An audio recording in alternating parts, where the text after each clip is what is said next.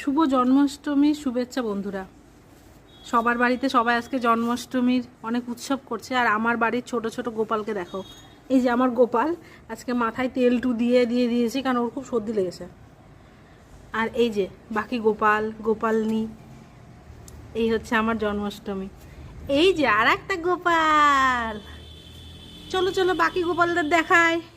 এই যে আমার বিভীষণ গোপাল, আর এই দুটো গোপাল আর গোপালনিকে দেখো। তো আমি এদের মধ্যেই জন্মাষ্টমী করব, এতে কৃষ্ণা খুশি হয়ে যাবে। ও তোমাকে দেখায়নি?